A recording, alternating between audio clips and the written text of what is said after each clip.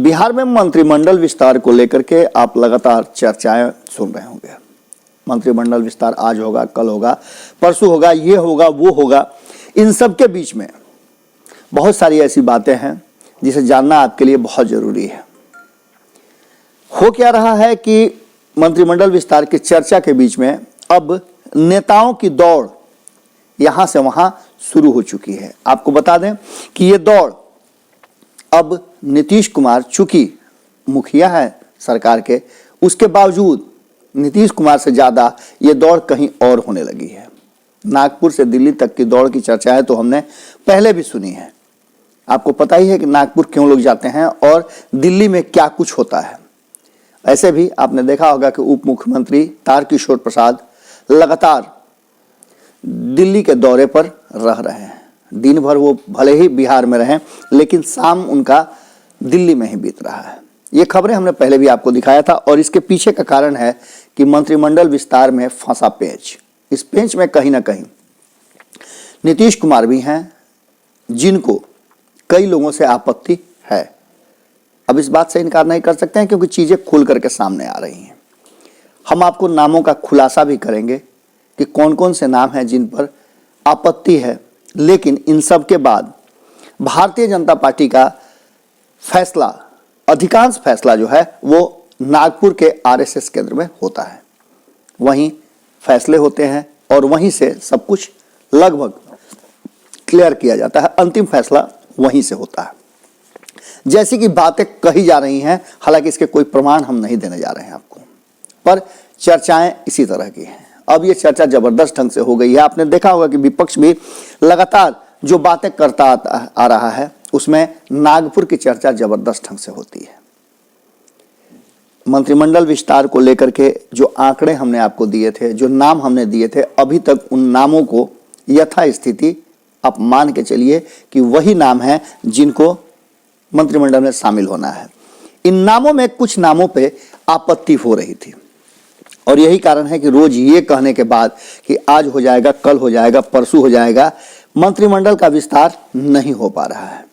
नीतीश कुमार ने भी साफ तौर पे ये बातें कह दी हैं कि वो मंत्रिमंडल विस्तार में किसी भी तरह का कोई देर या कोताही नहीं करते हैं। ये तो भारतीय जनता पार्टी की तरफ से अभी तक लिस्ट नहीं आया है, जिसके कारण वो अब तक चुप्पी साधे हुए हैं। आपको बता दें कि इन नामों में कुछ ऐसे नाम हैं जिसको लेकर के नीतीश कुमार की आपत्तियां हैं।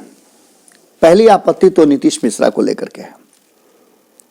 नीतीश मिश्रा, आपको पता है कि पहले जदयू में हुआ करते थे। नीतीश कुमार ने उन्हें मंत्री भी बनाया था, लेकिन बीच में ही जीतन राम मांझी के साथ वो चले गए और जीतन राम मांझी ने जो हंगामा किया था, जो नीतीश कुमार के साथ वादा खिलाफी किया था, उसके साथ वो हो लिए थे। उसके बाद से फिर उनके साथ भी नहीं रहे और वो बीजेपी में चले गए थे। चुनाव पिछली बार हार भी गए थे और उसके बाद से इस बार जो है उन्हें एक बार फिर से मौका मिला है, जीत करके आए हैं। इनके नाम पर आपत्ति निश्चित रूप से हो सकती है। उसके बाद एक नाम हमने और आपको बताया था जिसमें सम्राट चौधरी की चर्चाएं चल रही हैं। सम्राट चौधरी को लेकर के भी नीतीश कुमार को थोड़ी आपत्ति जरूर है। उसके पीछे और भी बहुत सारे कारण हैं, लव कुश समीकरण भी है।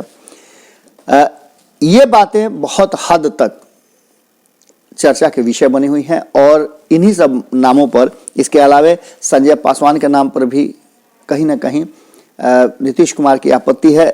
जो हमने आपको 14 नाम बताए थे, उन नामों में से एक आध दो नामों की बात अगर छोड़ दें तो लगभग लिस्ट फाइनल है, लेकिन इसकी अभी तक पुष्टि नागपुर से नहीं हो पाई है। नागपुर से लेकर के मंदिरों तक, विभिन्न जगह पूजा स्थलों पर, धार्मिक स्थलों पर मत्था टेके जा रहे हैं और देखने वाली बात होगी कि इस महीने के लास्ट में या फिर अगले महीने के प्रथम सप्ताह में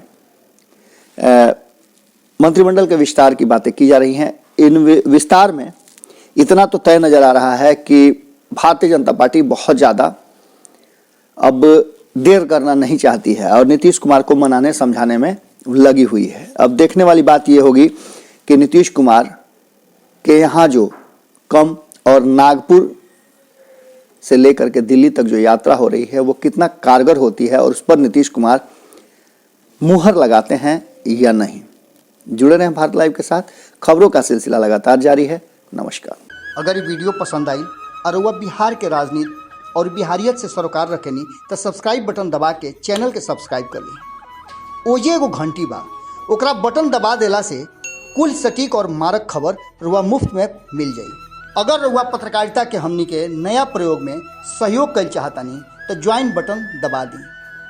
पेटीएम नंबर नोट कर ली 9386816700। धन्यवाद।